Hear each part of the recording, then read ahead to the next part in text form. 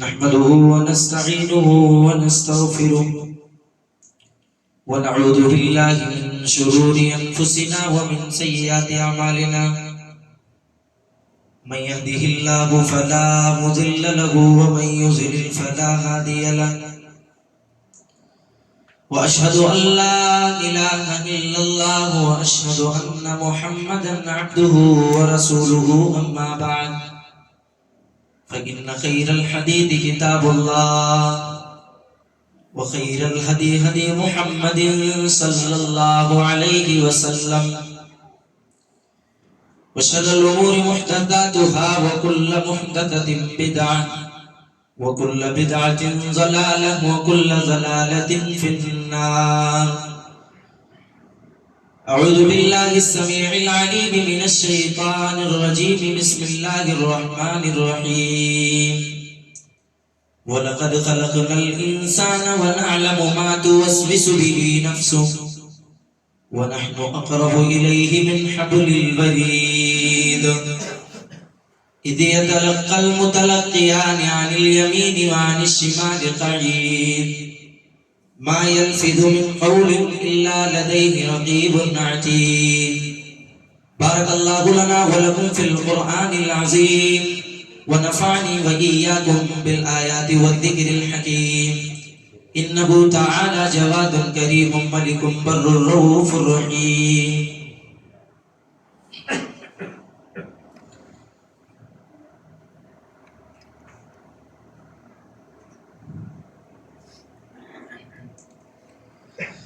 إن الحمد لله نحمده ونستعينه ونستغفره ونعوذ بالله من شرور أنفسنا ومن سيئات أعمالنا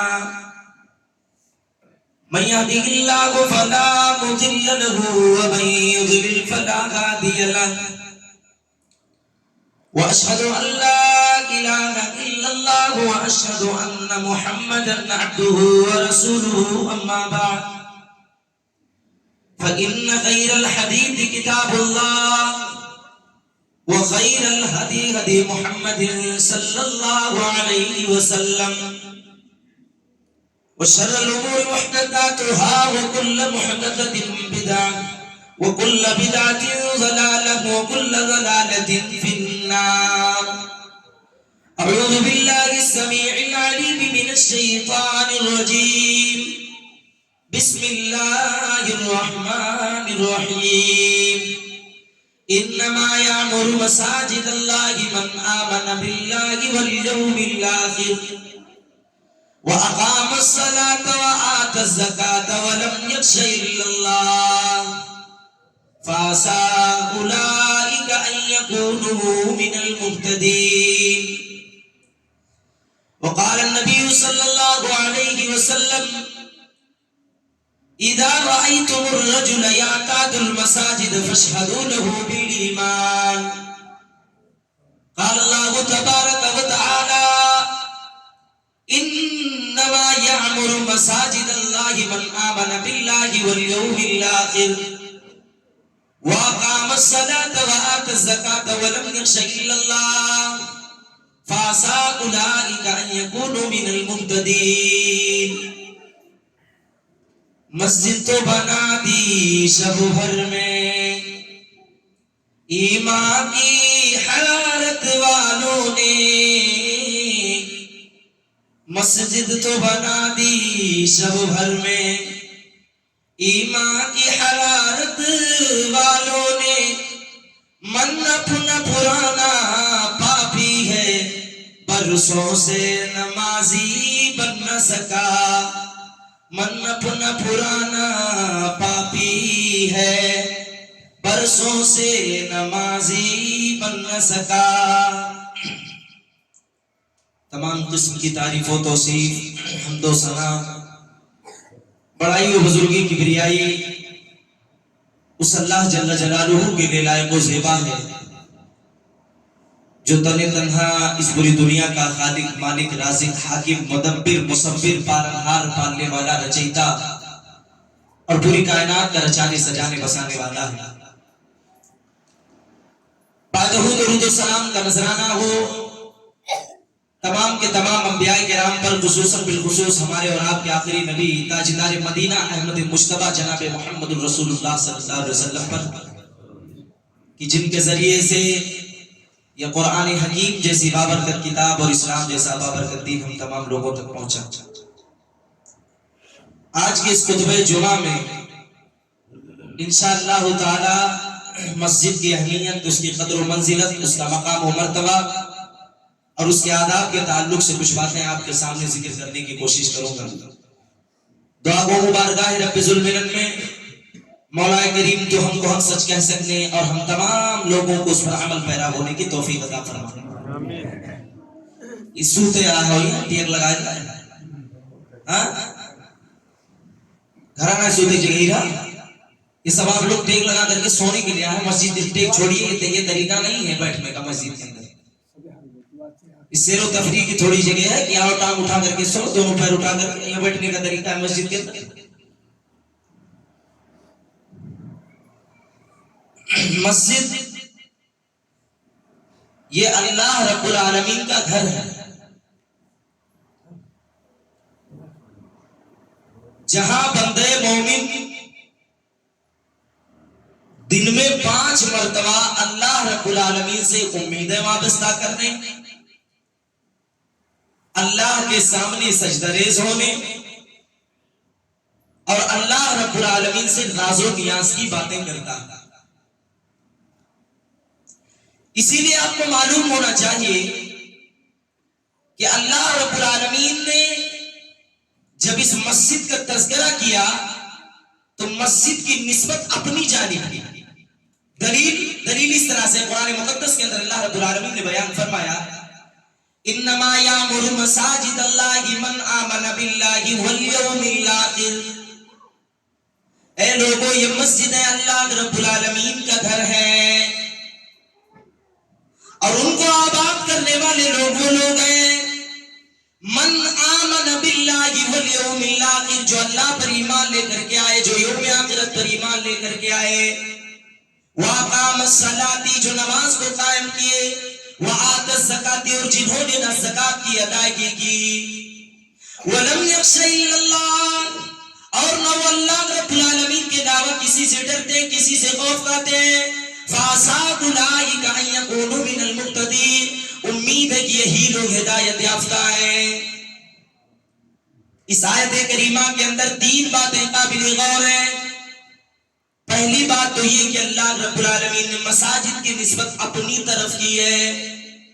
اللہ نے کہا مساجد اللہ، یہ نہیں کہا فلانے کی مسجد، پردھان کی مسجد، خان کی مسجد، پٹھان کی مسجد، اللہ نے کہا مساجد اللہ، اے لوگوں یہ مسجدیں اللہ رب العالمین کی ہیں، یہ مسجد اللہ رب العالمین کا گھر ہے۔ پہلی بات تو یہ قابل غور کرنے کی ہے کہ یہ مسجد اللہ رب العالمین کی گھر کا گھر ہے۔ یہ تمام لوگوں کو اپنے دل سے اس بات کو نکال دینا چاہیے کہ میں مسجد کا ذمہ دار ہوں، میں مسجد کا متولی ہوں۔ آپ مسجد کے ذمہ دار نہیں، آپ مسجد کے متولی نہیں، بلکہ یہ مسجد تو اللہ رب العالمین کا گھر ہے۔ مساجد اللہ ہی، اللہ کی مسجد ہے، اللہ کا گھر ہے۔ اور دوسری بات اس میں قابل غور یہ ہے کہ اس کو آباد کون کرے گا؟ جو ایمان والا ہوگا، جو یوم آخرت پر ایمان رکھنے والا ہوگا۔ یامر مساجد اللہ من آمن باللہ والیوم الآخر واقام الصلاۃ وآتى الزکاۃ، اللہ نے کہا اس کو آباد وہ رکھے گا جو یوم آخرت پر ایمان لانے والا ہوگا، جو اللہ رب العالمین پر ایمان لانے والا ہوگا۔ صاحب ہمیں کہنے کی ضرورت نہیں ہے کہ آپ مسجد کے اندر آؤ، جس کے اندر بھی اللہ رب العالمین کے اوپر ایمان ہوگا، جس کے اندر بھی یوم آخرت کے اوپر ایمان ہوگا، وہی شخص مسجدوں کو آباد کرے گا۔ کتنی تقریریں کر لی جائے، کتنے لوگوں کو پکڑ پکڑ کر کے بلا لیا جائے، یاد رکھ لیجئے وہ ایک وقت آئیں گے، دوسرے وقت نہیں آئیں گے، کیونکہ اللہ نے کہہ دیا مسجد کو تو آباد وہ کرے گا جس کے دل میں اللہ پر ایمان ہوگا، جس کے اوپر آخرت کے اوپر ایمان رکھنے والا ہوگا، جو اللہ سے ڈرنے والا ہوگا، جو اللہ سے خوف کھانے والا ہوگا، مسجد کو آباد وہ کرے گا۔ اور تیسری بات اس آیت کریمہ کے اندر قابل غور یہ ہے کہ اللہ رب العالمین نے اس آیت کریمہ کے اندر بیان فرمایا مسجد کے اندر آنے والا، مسجد کو آباد کرنے والا اللہ پہ ایمان لانے والا، یوم آخرت پر ایمان لانے والا، نماز کی ہمیشگی برتنے والا، زکات کی ادائیگی کرنے والا۔ اللہ رب العالمین نے کہا یہی لوگ ہدایت یافتہ ہیں، فَأَصْحَابُ أُولَٰئِكَ أَن يَكُونُوا مِنَ الْمُهْتَدِينَ۔ اس طرح کی کیٹیگری، اس طرح کی صفت اگر کسی کے اندر پائی جاتی ہے، جان لیجیے کہ یہی لوگ کامیاب ہیں۔ تین چیزیں اس آیت کریمہ کے اندر قابل غور ہیں۔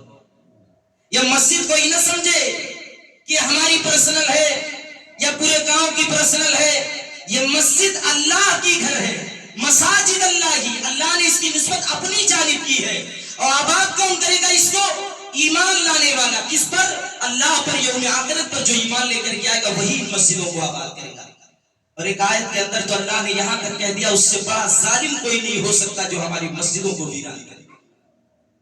دنیا کے اندر اس سے بڑا ظالم کوئی ہو ہی نہیں سکتا جو ہماری مسجدوں کو ویران کر دے، ویران چھوڑ دے۔ دلیل اللہ رب العالمین نے قرآن مقدس کے اندر آیت کریمہ نازل فرمائی اور کہا وَمَن نَّظْلَمُ مِمَّن مَّنَعَ مَسَاجِدَ اللَّهِ أَن يُذْكَرَ فِيهَا اسْمُهُ وَسَعَىٰ فِي خَرَابِهَا أُولَٰئِكَ مَا كَانَ لَهُمْ أَن يَدْخُلُوهَا إِلَّا خَائِفِينَ لَهُمْ فِي الدُّنْيَا خِزْيٌ وَلَهُمْ فِي الْآخِرَةِ عَذَابٌ عَظِيمٌ۔ اللہ نے کہا اس سے بڑا ظالم کون ہو سکتا ہے؟ دنیا کا سب سے بڑا ظالم شخص ہے وہ ممن منع مساجد اللہ ان یذکر فیہا اسمہ، جو لوگوں کو اللہ رب العالمین کے ذکر سے روکے، جو مسجدوں کو بے آباد کرنے پہ تلا ہو، جو مسجدوں کو ویران کرنا چاہتا ہو، جو مسجدوں کے دروازوں کو بند کرنا چاہتا ہو۔ ومن نظلم ممن منع مساجد اللہ، اس سے بڑا ظالم کوئی نہیں ہو سکتا۔ دنیا کا سب سے بڑا ظالم شخص وہ ہے جو مسجدوں کو ویران کرنا چاہتا ہے، جو اللہ کے ذکر سے لوگوں کو مسجد کے اندر روکنا چاہتا ہے۔ فَأَصْحَابُ أُولَٰئِكَ أَن يَكُونُوا مِنَ الْمُهْتَدِينَ۔ اللہ نے کہا ایسے شخص کو چاہیے کہ جب وہ مسجد کے اندر آئے تو اللہ تعالیٰ سے ڈرتے ہوئے داخل ہو، لیکن اس نے تو کام یہ کرنا شروع کر دیا صاحب کہ لوگوں کو اللہ کے ذکر سے روکنے لگا، مسجدوں کو ویران کرنے لگا۔ اللہ نے کہا لَهُمْ فِي الدُّنْيَا خِزْيٌ وَلَهُمْ فِي الْآخِرَةِ عَذَابٌ عَظِيمٌ۔ اللہ رب العالمین نے کہا ایسے شخص کے لیے دنیا کے اندر بھی رسوائی ہے اور آخرت کے اندر بھی اللہ رب العالمین نے سخت عذاب تیار کر کے رکھا ہے۔ کس کے لیے؟ جو مسجد کو ویران کرنا چاہتا، چھوڑنا چاہتا۔ ہمیں نہ نام لینے کی ضرورت ہے نہ سماج پہ گفتگو کرنے کی ضرورت ہے۔ ہر آدمی اپنے نفس کا محاسبہ کر لے، ہر آدمی اپنے کردار کی کردار کشی کر لے، ہر آدمی اپنے کیریکٹر کو اٹھا کر کے دیکھ لے، کیا میں مسجد کو آباد کرنے والوں میں شمار ہوتا ہوں یا مسجدوں کو ویران کرنے والوں میں شمار ہوتا ہوں؟ اگر ہم مسجد کو ویران کرنے والے ہیں، یاد رکھ لیجیے دنیا کا سب سے بڑا ظالم آدمی وہ ہے جو مسجد کو ویران کرتا ہے اور اللہ کے ذکر سے لوگوں کو روکتا ہے۔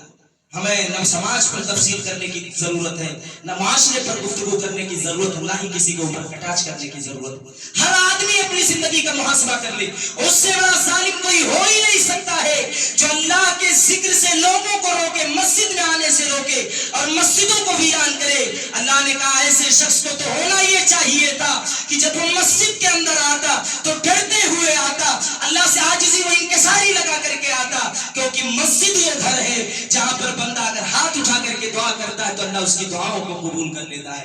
نبی مکرم صلی اللہ علیہ وسلم نے یہاں تک کہہ دیا، صحیح بخاری صحیح مسلم کی روایت ہے، حضرت ابو ہریرہ رضی اللہ تعالیٰ عنہ حدیث کے راوی ہیں، نبی کائنات صلی اللہ علیہ وسلم نے بیان فرمایا اذا رأيتم الرجل يعتاد المساجد فاشهدوا له بالایمان۔ اے لوگوں، تم کسی کو بھی مسجد کے اندر آتا جاتا دیکھو، تم کسی کو بھی مسجد کے اندر نماز پڑھتا ہوا دیکھو، فاشهدوا له بالایمان، اے میرے صحابہ اس کے ایمان کی گواہی تم دے دو۔ کوئی آدمی اگر مسجد کے اندر نماز پڑھنے کے لیے آتا ہے، کوئی آدمی مسجد کے اندر آ جا رہا ہے، اے میرے صحابہ فاشهدوا له بالایمان، اس کے ایمان کی گواہی دے دو۔ اللہ رب العالمین کے اس قول کے بقدر اللہ نے کہا تھا انما یعمر مساجد اللہ من آمن باللہ والیوم الاخر، کہ مسجدوں کو آباد تو ایمان والے کریں گے، مسجدوں کو آباد تو اللہ پر ایمان رکھنے والے کریں گے، یوم آخرت پر ایمان رکھنے والے کریں گے۔ اللہ کے نبی نے کہا کہ مسجد کے اندر جس کو بھی تم آتا جاتا دیکھو، مسجد کے اندر جس کو تم نماز پڑھتے ہوئے دیکھو، سمجھ جاؤ کہ وہ ایمان والا ہے، اے لوگوں تم اس کے ایمان کی گواہی دے دو۔ یہ مسجدیں اللہ رب العالمین کا گھر ہے، ان کو آباد کرنا یہ ہمارا کام ہے، اور ویران کریں گے تو ہم سزا کا مستحق بھی ہوں گے۔ یہ اس مساجد کی قدر و منزلت ہے۔ آپ اندازہ لگائیے کہ اللہ نے دونوں آیت کریمہ کے اندر انما یعمر مساجد اللہ ومن اظلم ممن منع مساجد اللہ، دونوں آیت کریمہ کے اندر مساجد کے بعد فوراً اللہ کا تذکرہ کیا گیا ہے۔ اگر اہل علم ہوں گے یہاں پر تو وہ سمجھیں گے کہ مساجد اللہ یہ مضاف و مضاف الیہ کا صیغہ ہے، یعنی اللہ کی مسجد۔ اگر میں یہ کہوں کہ یہ فلانے کا گھر ہے تو اس سے یہ بات واضح ہو گئی کہ یہ کسی ایک خاص شخص کا گھر ہے۔ میں یہ کہہ دوں کہ یہ میرا گھر ہے تو گویا پتہ یہ چلا کہ یہ گھر، اس کا نسبت، اس کا تعلق مجھ سے ہے، میری ذات سے ہے، میرے اپنی ذات سے اس گھر کا تعلق ہے۔ لیکن اللہ کیا کہہ رہا ہے اس مسجد کے تعلق سے؟ مساجد اللہ ہی، یہ مسجد کسی کا گھر نہیں ہے، کسی اکیلے کا گھر نہیں ہے۔ اللہ نے کسی سے کام لینا تھا لے لیا، یہ گھر تو اللہ رب العالمین کا ہے، یہ تو اللہ کا اسپیشلی گھر ہے، یہ کسی اور کا اکیلے کا گھر نہیں ہے، یہ پورے قوم، سماج، گاؤں، معاشرے، سوسائٹی کا گھر ہے، یہ اللہ رب العالمین کا گھر ہے۔ اس لیے آدمی کو چاہیے کہ اس کی قدر و منزلت کو پہچانتے ہوئے مسجدوں کو آباد کرنے کی کوشش کرے، نہ کہ مسجدوں کو ویران کرنے کی کوشش کرے۔ مسجد کے آباد کرنے کے تعلق سے کچھ باتیں میں آپ کے سامنے گوزے گشار کرتا چلوں۔ اللہ رب العالمین نے ایک حدیث، اللہ کے نبی کریم صلی اللہ علیہ وسلم نے ایک حدیث کے اندر بیان فرمایا، احب البلاد الی اللہ مساجدها وابغض البلاد الی اللہ اسواقها۔ دنیا کے اندر اگر کوئی جگہ اللہ رب العالمین کو سب سے زیادہ محبوب ہے تو لوگوں وہ تمہاری مسجد ہے۔ احب البلاد الی اللہ مساجدها، اللہ رب العالمین کے نزدیک دنیا کے اندر اگر کوئی جگہ ہے تو وہ مسجد ہے۔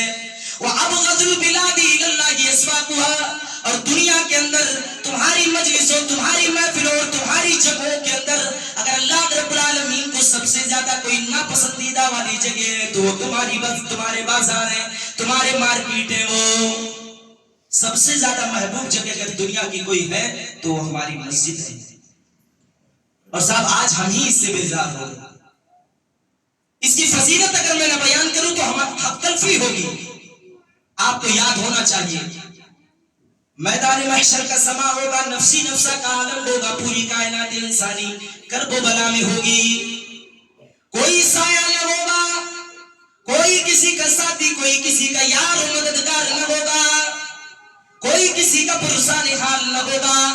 آج دنیا کی سورج کی تپش اور کرن کو ہم برداشت نہیں کر پاتے ہیں، جو کہ سورج ہم سے کروڑوں میل کی دوری پر ہے، کروڑوں میل کی مسافت پہ ہے میرے بھائی اور دوستو۔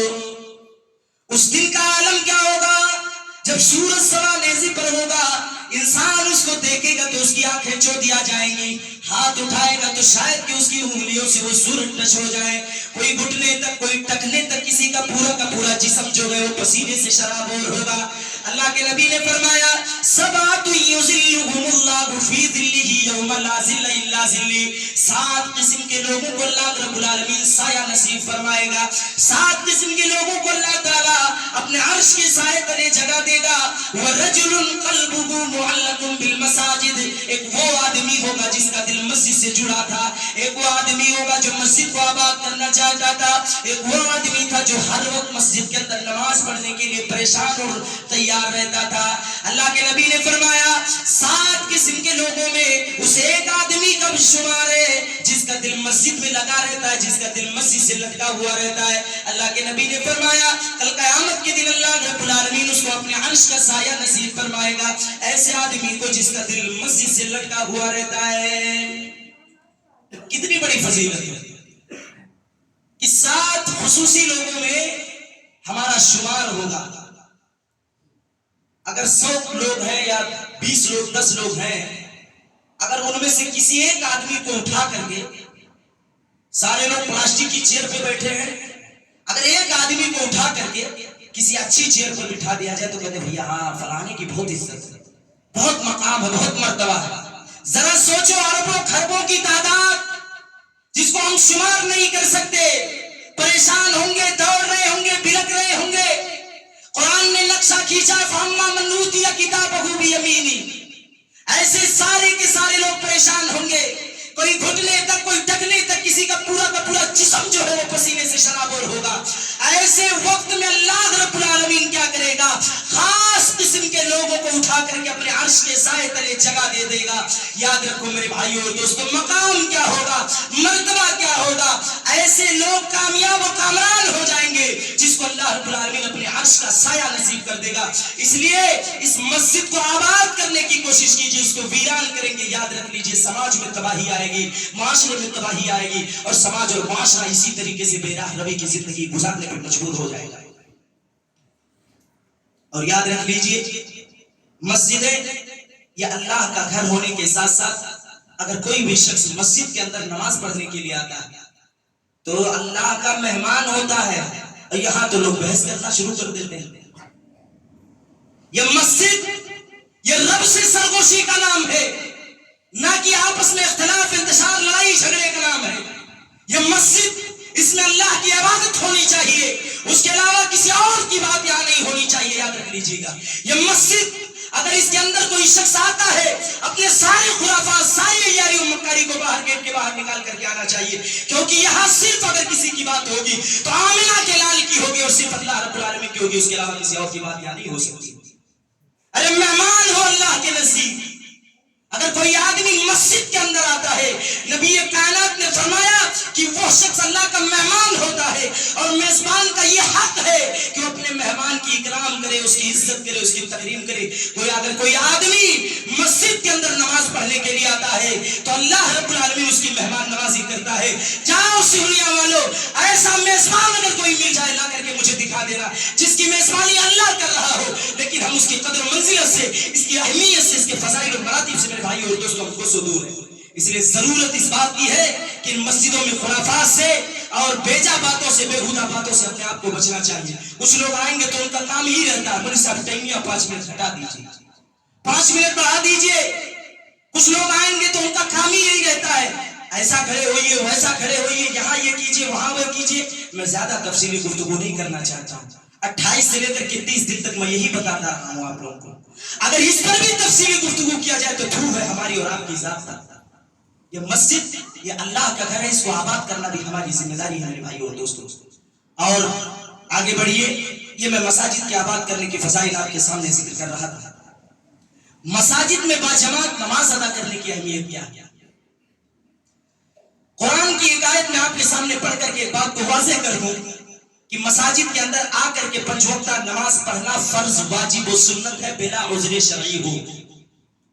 دلیل اس طرح سے اللہ رب العالمین نے قرآن مقدس کے اندر بیان فرمایا وَأَقِيمُوا الصَّلَاةَ وَآتُوا الزَّكَاةَ وَارْكَعُوا مَعَ الرَّاكِعِينَ. نماز کو قائم کیا جائے، زکات کی ادائیگی کی جائے، وَارْكَعُوا مَعَ الرَّاكِعِينَ رکوع کرنے والوں کے ساتھ رکوع کیا جائے. اب بعض لوگ ہوتے ہیں کہ مولوی صاحب ہم گھر ہی نماز پڑھ لی تو کون غلط ہے؟ نماز تو نماز ہے، گھر میں کیسے پڑھ لیں گے بھیا؟ اپنی منمانی چلنے والی ہے. آپ کی شریعت ہے، ہماری شریعت ہے، یا کسی مولانا کی شریعت ہے کہ وہ آپ کو فتویٰ دے دے کہ آپ گھر کے اندر نماز پڑھیے. الا یہ کہ کوئی عذر شرعی ہو، گٹھیم تھوڑے درد ہو تو نہیں، تھوڑا سا بخار چڑھ گیا تو نہیں، تھوڑی سی طبیعت خراب ہو گئی تو نہیں، سر میں تھوڑا سا درد ہو گیا تو نہیں. وجہ و علت نہ بیان کیجئے. بغیر عذر شرعی کے اگر کوئی نماز چھوڑتا ہے گویا وہ حرام عمل و حرام کام کو انجام دیتا ہے. اتنی بڑی بات بتائیے، اور ہم اتنے دن سے اس چیز سے کوسوں دور اور کوتا تھا. ارے آپ کو میں ایک واقعہ بتا کر کے اس بات کو اور وضاحت کر دوں. ایک صحابی گزرے ہیں جن کا نام عبداللہ ابن مکتوم رضی اللہ تعالیٰ، نابینا صحابی ہیں. نبی مکرم کی بارگاہ رسالت میں آ کر کے حاضر ہوتے ہیں. اے اللہ کے نبی صلی اللہ علیہ وسلم، میری آنکھوں کی بینائی نہیں ہے، مجھے دکھائی نہیں دیتا ہے. اللہ کے نبی میں میرا گھر مسجد سے کوسوں دور ہے. اے نبی مکرم، راستے میں پیڑ پلے سانپ اور بچھو نکل کر کے آ جاتے ہیں. اللہ کے نبی آپ مجھے اجازت دے دیجیے کہ میں گھر پہ نماز پڑھ لوں. عبداللہ ابن مکتوم کو اللہ کے نبی صلی اللہ علیہ وسلم نے اجازت دے دیا کہ ٹھیک ہے تم گھر پہ نماز پڑھ سکتے ہو. غور سے سنیے گا میرے بھائی اس واقعے کو. نابینا صحابی، دکھائی نہیں دیتا ہے، پیڑ پلوں راستے میں سانپ اور گوجر اور بچھو کے نکلنے کا ڈر اور خدشہ ہے. کاٹنے کا. اللہ کے نبی سے اجازت مانگ رہے ہیں. اللہ کے نبی نے کہا ٹھیک ہے تم نماز پڑھ سکتے ہو. تھوڑی دور گئے, بلایا, تعال یا عبداللہ, اے عبداللہ ادھر آ جاؤ تم. عبداللہ آگے. اللہ کے نبی نے کہا ہل تسمع النداء, اے عبداللہ مجھے یہ بتاؤ کیا تم اذان کی آواز کو سنتے ہو؟ عبداللہ نے کہا اللہ کے نبی ہاں میں اذان کی آواز کو سنتا ہوں. نبی مکرم صلی اللہ علیہ وسلم نے بیان فرمایا اے عبداللہ اگر تم اذان کی آواز کو سنتے ہو یاد رکھ لیجئے تمہارا مسجد کے اندر نماز پڑھنا فرض و واجب و ضروری ہو جاتا ہے, الا یہ کہ اگر تمہارے پاس کوئی عذر شرعی ہو. یہاں تو لوگ مسجد کے گھروں میں لیٹے رہ جاتے ہیں, مسجد کے بازو میں گھر رہتا ہے سوئے رہ جاتے ہیں صاحب, سامنے گھر رہتا ہے سوئے رہ جاتے ہیں, پیچھے گھر رہتا ہے سوئے رہ جاتے ہیں. جب سوال کیا جاتا ہے ان سے مولانا پیٹ میں درد تھا, بخار تھا, مولانا بہت زیادہ تکلیف و پریشانی میں تھی. ارے ذرا سوچو, نابینا صاحب بھی تھے, دکھائی نہیں دے رہا تھا, راستے میں سانپ اور بچھو کے کاٹنے کا ڈر و خدشہ تھا. نبی مکرم نے کہا نہیں تم مسجد کے اندر آؤ نماز پڑھنے کے لیے. اور وہ حدیث بھی آپ کے سامنے میں رکھ کر کے اس بات کو واضح کر دوں. نبی مکرم نے فرمایا تھا هل تسمع النداء فلم يأته فلا صلاة له الا من نذر. اگر تم اذان کی آواز کو سنو اور مسجد کے اندر نماز پڑھنے کے لیے نہیں آتے ہو, اور اگر تمہارے پاس کوئی عذر شرعی نہیں ہے, یاد رکھ لیجئے اللہ کے ہاں تمہاری پکڑ ہوگی اور تمہیں اللہ رب العالمین زبردست طریقے سے پکڑ کر کے رہے گا. یہ با جماعت نماز ادا کرنے کی اہمیت و فضیلت ہے. پڑھ سکتے ہیں, ایسا کوئی حرج کی بات نہیں ہے, لیکن کوئی عذر شرعی ہو.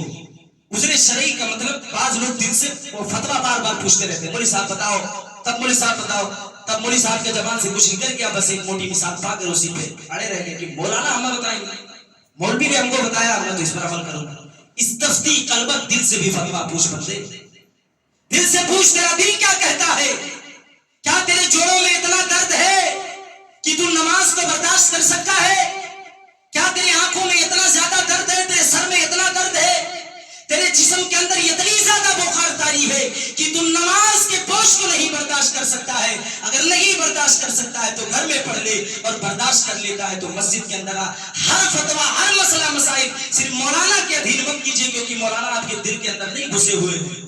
آپ دل سے بھی فتویٰ پوچھئے کہ کیا ہمارا دل اور ہمارا جسم اس بات پر قادر ہے کہ میں مسجد کے اندر نماز پڑھ سکتا ہوں اچھی طریقے سے کہ نہیں پڑھ سکتا ہوں. یہ تو وہ چھوڑنے والا بتائے گا اور عذر پیش کرنے والا بتا سکتا ہے کہ میں نماز پڑھ سکتا ہوں کہ نہیں پڑھ سکتا ہوں. یہ صرف اور صرف اس کے علاوہ کوئی نہیں بتا سکتا. تو مسجد کے اندر باجماعت نماز ادا کرنے کی اہمیت و فضیلت یہ ہے. اب آئیے تھوڑا اور آگے بڑھتے ہیں, بس وقت بھی ہوتا جا رہا ہے. آداب کے تعلق سے کچھ باتیں میں آپ کے سامنے ذکر کرتا چلا.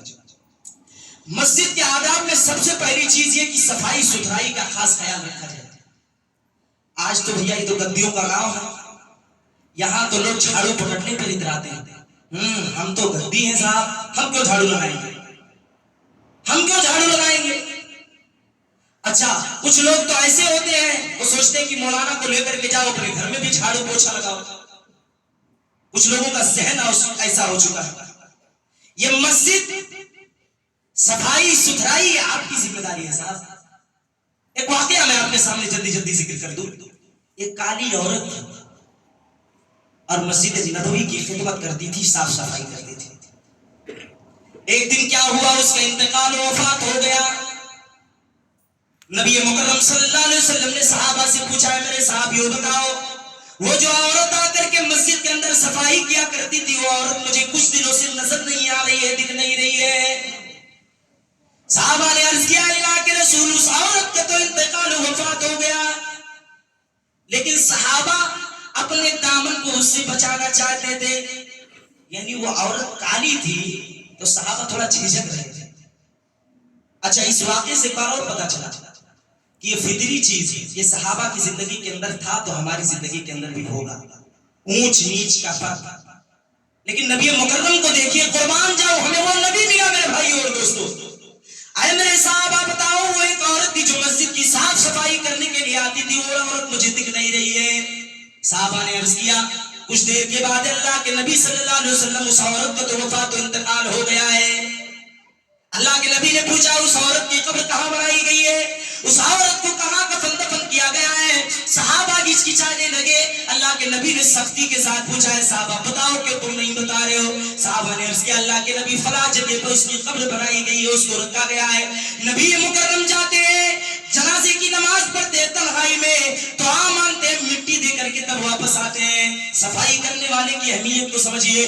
آمنہ کے لال نے, کالی کملی والے نے تنہائی میں جا کر کے, اکیلے میں جا کر کے اس ایک معمولی سی عورت کی نماز جنازہ پڑھی اور اس کے لیے دعائے مغفرت کیا. میرے بھائی اور دوستو, آپ صفائی کرنے کی مسجد کے اندر اہمیت کو واضح کر لیجئے اور سمجھ لیجئے.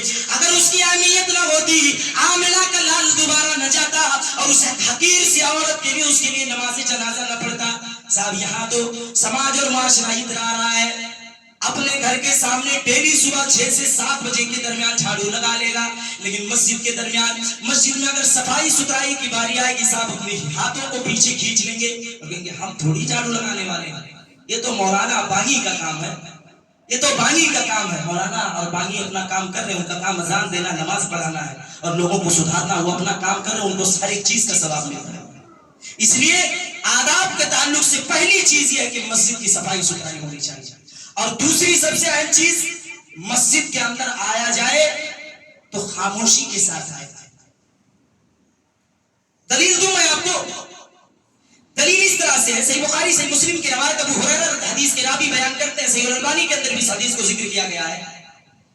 اگر کوئی آدمی مسجد کے اندر نماز پڑھنے کے لیے آتا ہے, وضو بنایا, ارادہ کیا اللہ رب العالمین کے گھروں میں سے کسی کے گھر جانے کا, کسی ایک گھر جانے کا, مسجد کے اندر آیا, نماز پڑھا, نماز میں بھی تاخیر ہے, وقت ہے, ٹائم ہے, اس نے 2 رکعت نماز پڑھ کر کے بیٹھا رہا.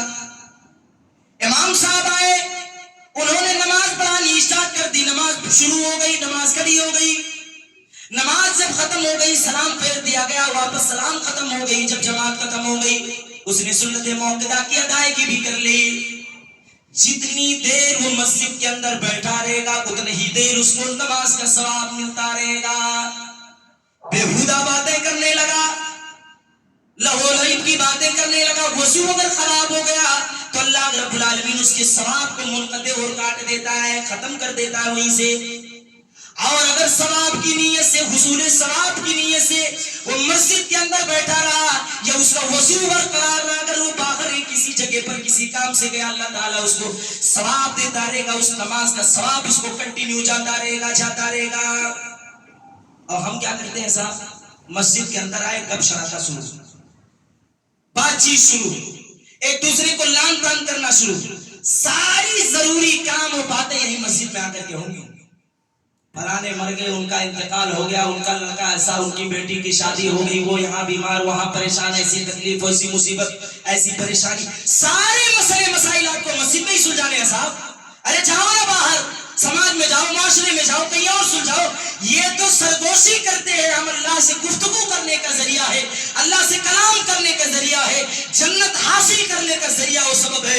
لیکن نادانی اور لاعلمی میں اور کم علمی میں ہم تو صاحب مسجدوں کو بازار کا اڈا بنا لیے اور گفتگو اور بحث و مباحثہ اور تکرار کرنے پہ مجبور ہو گئے. اس لیے مسجد کے آداب میں سے سب سے ضروری بات یہ ہے کہ مسجد کے اندر جب نمازی نماز پڑھنے کے لیے آئے تو بطور سکون اور اطمینان کے ساتھ مسجد کے اندر داخل ہو اور حصول ثواب کی نیت سے داخل ہو اور نماز پڑھے, اور نماز پڑھنے کے بعد بھی سکون اور اطمینان کے ساتھ مسجد سے باہر چلا جائے, مسجد سے رخصت ہو. ایک اور اہمیت و فضیلت, جب مسجد کے اندر آئیے تو 2 رکعت تحیۃ المسجد پڑھ لیجیے. سنت موقدہ ہے, وقت ہے, اذان سے 10-15 منٹ پہلے آئے ہیں, 2 رکعت تحیۃ المسجد پڑھ لیجیے. یہ کیوں طریقہ بتایا گیا ہے؟